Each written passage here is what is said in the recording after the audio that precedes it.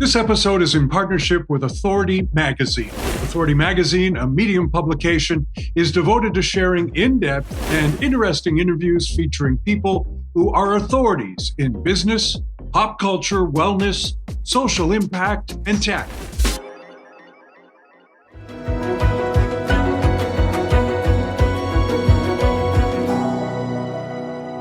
Stress and anxiety in the workplace is not a rarity. For many people, it is day to day. Today, we're going to meet someone who tackles it head on. Ben Schick has been working to create meaningful change for individuals, families, teams, and organizations for decades. And much of his workplace focus is based on the interactions between the genders. Ben, welcome to Believe in People. Thanks for having me. Appreciate it. Such a pleasure. And first of all, I just want to say that I'm grateful to Jane Sibbett because she introduced us. So she's a huge fan of yours. So I wanted to do a quick shout out to Jane. So thank you. I take that well. I'm a big fan of hers as well. She's amazing. I know. And a quick question for you. Well, not quick, but a question for you. Where did your interest, or maybe I don't know if it was a fascination in human behavior come from? Oh, okay. Let's see. The short answer to that would be probably like a lot of people in early childhood. I had to learn to read the room and read the family for things to go well. That showed up a little bit later in my education. I've got my bachelor's in anthropology at UCLA. And when I got out of UCLA, I was like, hey, how can I apply this? And I realized at the time the PhD track was going to be difficult for me and my body and race and class to walk that. So I got my master's in organizational development. So I've just been interested in people, how they operate, how they communicate, how they get things done, because our nervous system, our operating system has some big holes and is rather complex. Now, you work with big companies, you work with advertising executives, you work with the media. My question is, the room that you are reading, the room that we have to all read, how has that room changed from the days of, say, Don Draper, the advertising world, to today, where things seem to be a little more confusing? Oh, my goodness. Okay, big question. We only have 25 minutes. So, in the last 20, 30 years, just the nature of how work gets done in organizations, right? They're cross-matrix, they're cross-functional. Just how people work across departments has completely shifted.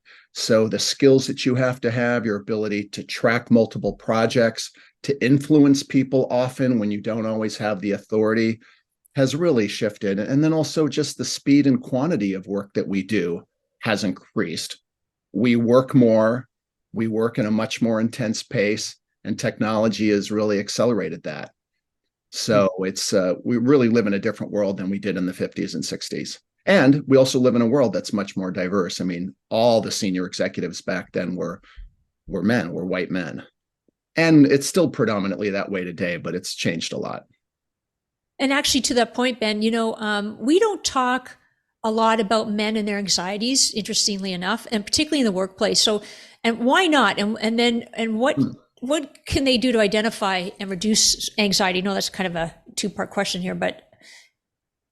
Yeah, sure. Anxiety and stress is just part of our culture now. And there's not, whether it's a man or a woman, there's no one that I'm coaching that doesn't come to the conversation already acknowledging some level of anxiety and stress. High performers are all working in an environment where they have more meetings and more things to do than they have time for. So everyone's coming in overwhelmed and constrained. And then the question they normally come in with is, that stress is showing up in my life in a particular way. So I first have to listen to, well, it's showing up in that when I talk to a senior executive, I get nervous, or I have to present and I get nervous. Or it's showing up that I'm great at work, but when I come home, I'm really crappy to my partner and my mood tanks, right? Or I just have this constant feeling of just burnout all the time and I can never feel myself. There's lots of ways that it shows up. So normally what I do is I start with what's the immediate problem they want to solve. And then generally we open up to a bigger look at how do they actually gain some balance back in their life and reduce their anxiety. Well, interestingly enough, in today's world, the one that you just referred to a minute ago, the actual reading the room, the face-to-face time, the interaction, the human interaction seems to be diminished, way diminished, with the advent of things like Zoom, which we're using right now. People don't interact. Are we turning into a bunch of robots and the humanness in us is being squished out? Yeah, I don't know about robots, but certainly a lot of humanness and authenticity is being squeezed out, and people know it, right? I just think job satisfaction is just decreasing with folks. Yeah, we come up with this quiet quitting phrases, things like that. Yeah, I mean, what happens is that when you have, so for instance, I'm working in a Fortune 10 company right now, one of the most successful companies in the world. These people have won the lottery as far as their jobs, and they have these 30-minute back-to-back meetings every day. And these 30-minute meetings should really be 90-minute meetings. So there's no time, even in the first 5 minutes, to just go, how are you? Right? So one of the things that I teach is that we have different types of relationships. I mean, different types of conversations. And so when you come into a meeting, you want to have a conversation called relationship. How are you? How you doing? Here's how I'm doing, right? Yeah. Because if we're actually connected to each other, we'll actually feel safe and we'll belong to each other, right? There's belonging that happens. And here's what we know about the Homo sapiens and our nervous system. When we feel safe and we feel dignified and we belong, we calm down. What happens when we calm down? Well, we get more creative and more innovative. And these companies are hungry for competition, which requires more innovation, more creativity. Well, if your people are stressed and they don't feel safe, you're actually doing the things that actually reduces creativity and innovation. So when you're rushing through a meeting and people are talking over each other and they're frustrated with each other, no one wants to speak up and really have a deep exchange of ideas. So I spend a lot of time going, how do we solve that? You want creativity and innovation, which requires trust, but you're not doing anything to settle the people who exist in human bodies to actually feel safe and belong and feel dignified. So I'm always playing with that edge. Now, what gets to be fun is if I'm with a senior director or a VP who's running a team, they have some power to actually say how their meetings are going to go. And then it becomes fun because they start to see the value of it, not just for their people, but for themselves. And that's just part of the fun of what I do is when someone really changes a team meeting and suddenly their job satisfaction goes up and their performance goes way up, right? And they're rocking. And then other teams are like, well, what are they doing? We want to do what they're doing. And then it starts to spread. But sometimes I'm coaching somebody who they have somebody above them who doesn't create that safe environment. And then I have to teach them, well, you've got to find ways to regulate yourself, make boundaries, and then see what you can do to manage up so your manager will actually shift how they're running something, right? Because you can't use the moral case. You just can't say, well, it's really morally correct to like have people feel good and safe. You have to give the business case. And the business case is you lose creativity and innovation when people don't feel safe. Yeah. And it takes time. It takes so much time to make that happen, and people are impatient, and then, and then there's that frustration. Ben, can everyone be a leader? I want to say yes. One of my mentors, Richard Strozzi Heckler, has worked with every type of leader just about in the world. And, he's 80 years old now. And I mean, he's just seen it all. And from witnessing him and his understanding and from my own work, it's really a practice. It's not your station in life, your class, your ethnicity, your sexual orientation. Anybody can learn to be a good leader if they're willing to practice. Yeah, it's learned. It's learned. Yeah. I want to take you back and ask you, when you say people want to feel safe, what do you mean by that in terms of the workplace? What do I mean by that? So, in neuroscience, we call it a conditioned tendency, right? So as we're growing up, we have three basic needs of safety, dignity, and belonging, and we're trying to get those needs met. And we look at the people around us in our families and our communities, and we model how they do it. Now, if you grow up in certain situations where it doesn't always feel safe, you take on certain behaviors to manage that, right? And you all know what it is. Moving towards, I'm either going to appease and accommodate, right? I'm appeasing and accommodating to make it safe or to belong, or I'm controlling and combative, right? Or I withdraw either physically or I disassociate in some ways. And we all have these survival strategies to get us through the early years of our life, which, God bless, they're well earned. But then we get into the work environment, we get on teams, and those behaviors don't really serve us, right? Like you and everybody we know, we have behaviors that we've had from the past, right? Conditioned tendencies that don't work in all circumstances now. So we have to be able to make different moves. And part of the work is getting people to realize that they have a conditioned tendency. And then for them to feel themselves enough, what we call interoception, right? How to actually know what's happening inside of you. So when it arises, right, you can actually recenter yourself and make a different choice. So for instance, coach somebody on Monday, one of the best product developers in the world, amazing at what he does, manages his people really well. And still when he comes home, he kind of drops down, falls apart, and is, in his own words, shitty to his wife, right? She just gets the edge. And he's asking, he's like, when somebody does that at work, I'm able to compose myself. But when it happens at home, I can't compose myself and I'm behaving and saying things in a way that I feel ashamed of and I want to change. So what I have to do is help him understand what's happening in his system. So when he gets home, he can actually do something to build resilience and center himself before he ever interacts with his wife, right? Like we're going to set something up that he basically, when he comes home, he has to be alone for 15 minutes before he interacts with anybody. So he can pull himself together. But that also for him to see that when that mood arises, right? Like when we say the thing we wished we didn't say, and there's ways to actually identify it before it comes out of our mouth. And there's a number of techniques that I use. I mean, there's just different levels of technique depending on where someone's consciousness is and what they can work with. And I can share.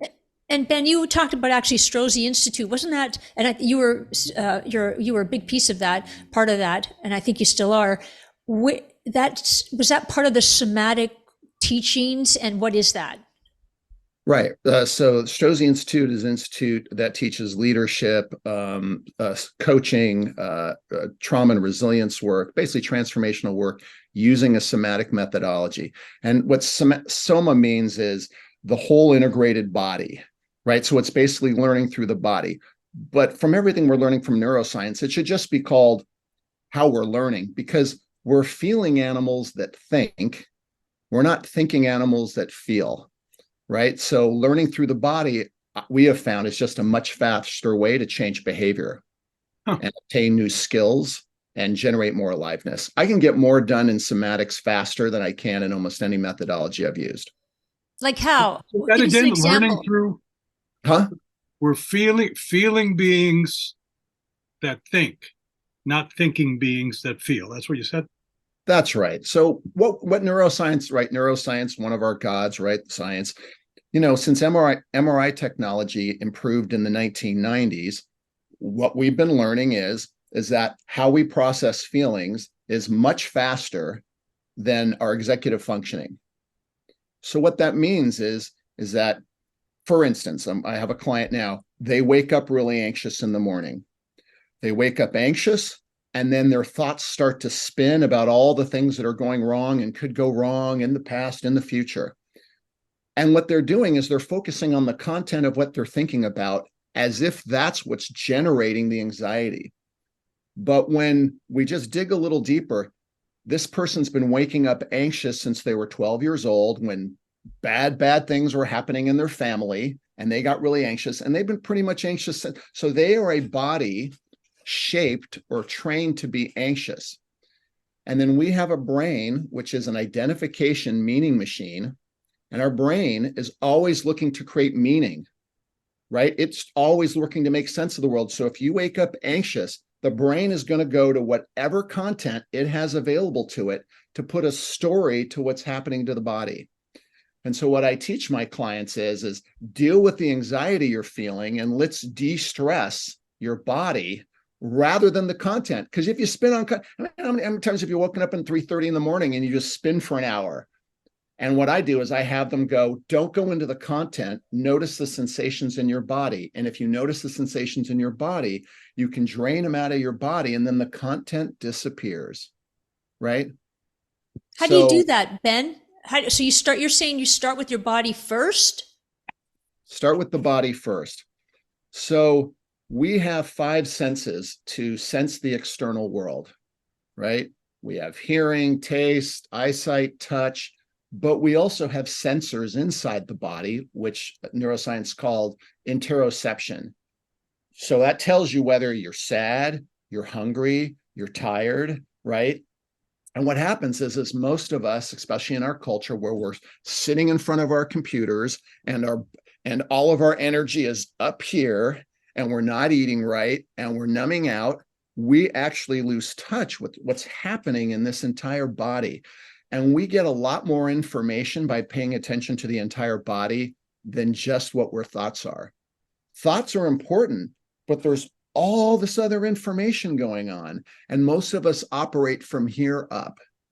And so what we teach people to do is to really start to feel what's happening. They get a lot more information.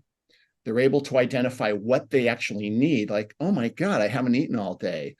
I mean, I have some folks that don't eat all day and I get them into their bodies and they realize by 11 o'clock in the morning, well, if I eat something, guess what? I'm not a jerk in the next meeting. Or guess what? At 3 o'clock, I don't completely crash and then stress out that I didn't get my work done. So it's just a way for having people to get all the information about who they are and what they need and to be able to slow down. And you know, the old phrase you got to slow down in order to speed up. Mm-hmm. That's how I look at somatics. When we really feel ourselves, when we get grounded, we can see out here much better, we can see in here much better, and we can make really clear choices rather than being hamsters on a wheel, which a lot of us are. How about in terms of our society? If you were, I mean, I spent my entire life in the media. In terms of our society, I am finding, for example, that everything seems to be supercharged in order to make us more anxious. You need to buy this. You need to be afraid of this. Watch out. Tonight, I mean, which is a phrase that's happening on the news all the time that I really don't like. Tonight. And it's right now. It's if you fear of missing out. All these things, I mean, in terms of consumerism, we're being bombarded with all this shit. Oh yeah, I mean, you've had a front seat to it for your whole career. I mean, we have this thing called capitalism, which has an economic model, and you know, there's regulated, deregulated, there's whatever, but it's clickbait. We have a world that runs on clickbait. That's really it. And we're not managing how that clickbait, it's so interesting. Like, so it's like a dopamine hit. Yeah. I mean, just people are on dopamine. They're taking their hits, whether it's social, porn, whatever, or, horror movies, or just addicted to the news. Gambling. What it does, so some of the fundamental aspects of anxiety is our eyes get tight, our jaws get locked, right? The jaw is designed to have space between the teeth, but people lock their jaw, their shoulders are up, and our breath, even though our diaphragm is large, our breath is designed to be low in the body. But when your breath is up here and all this is up, it jacks up your cortisol, and then you're leaning forward. So the things I teach my clients to do in the moment, and there's a much broader plan that I give them, but in the moment is soften your eyes, put some space between your teeth, drop your shoulders, let your belly go low in the belly, let your breath go low in the belly, and then feel your back against the chair, like go back and down. And it's just harder to be anxious when you're in this position. And then the next thing I do is I teach them to do what's called a physiological sigh, which is a breath technique that's completely grounded in science. And as a matter of fact, Andrew Huberman from the Huberman Lab podcast does his science behind this is fantastic. And basically it's to go, is 2 quick breaths in the nose and a long breath out, right? And go, which automatically sends a signal to the brain to slow the heart rate down. So between those things, I help my clients basically deal with the moment. Now, that's kind of a last resort, right? When you're walking into something, you're like, oh, I'm screwed. What am I going to do about it? That's something immediate you can do. As a matter of fact, I don't think I've been interviewed on a podcast before. So I did a couple of those just before I jumped on with you all. And then, we start with that so they feel like they have a tool in the moment that's going to help them, and it does. But then I back up. It's like, well, how are you waking up in the morning? Do you need to do some breath work in the morning? How do you start building your resilience, right? There's clickbait and there's dopamine. And then there's actual real resilience, life-affirming things that you can do. And it's different. Artwork, go out in nature, recreation, things like that. Like, because they're always like, oh, I used to ride my bike, but I don't anymore. Or I used to play tennis. So get people back to resilience building activities. And then, of course, then you go back to the basics, which no matter what, if you're not eating right and you're not exercising and you're not sleeping well, those 3 are the foundational elements that if you're not doing those, you don't have a foundation to really stand on. It's so true. We unpack all that. And Ben, before we I know, wow, time is flying. Before Kevin asks our question that we ask every week, I wanted to find out, were you an anxious kid? Hyper anxious. I was borderline agoraphobic through my 20s. I used to have anxiety attacks going to the grocery store, going to gas stations. So I think that one of the things that makes me a good coach is I've had to use all these tools myself, tempted suicide. I drug addiction. I was not on a good path and I had to pull myself up and recreate my life. Wow. So I never ask a client to do something that I haven't done myself. So I know what these tools work and I know what they look like. And then I've also run, 6 companies over 20 years. So I've been in their shoes. I've used the tools, Ben, where did you seek your help? Where did you get your help from?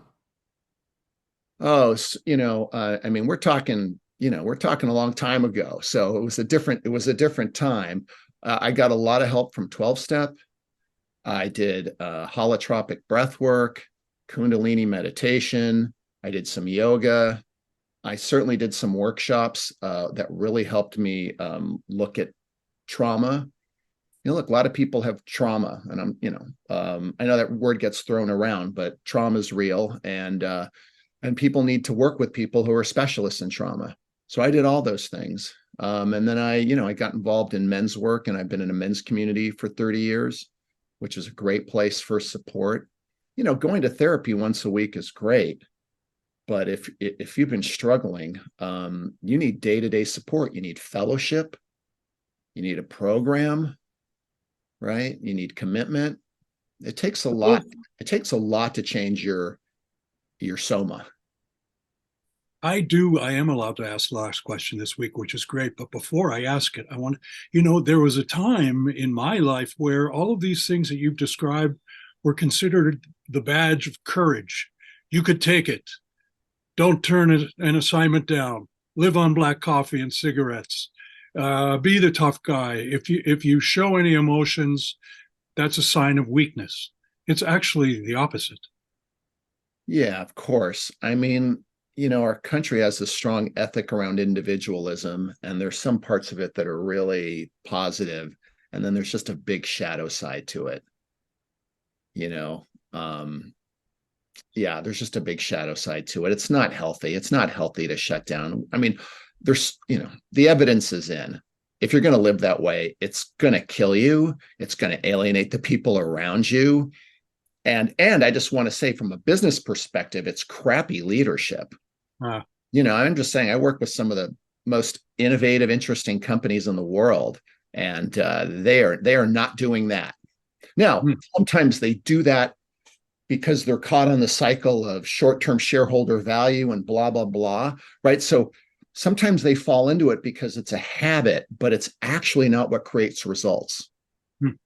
So Well, it's the tension that we're in. We have a country with a legacy of individualism, capitalism that pushes, dollar, dollar, dollar, clickbait, clickbait. And on the other hand, to compete, you actually have to be doing the opposite of that. If you want to compete and have a high performance work team, you want them not to be involved in clickbait. You want them to feeling safe and good and creative in their bodies. It's the biggest challenge of our time, I think. I would agree. And despite that challenge, why do you still believe in people?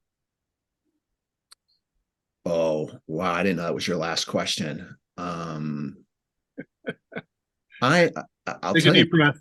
here's my honest answer. I was pretty cynical and dark for a long time. And here's what I found.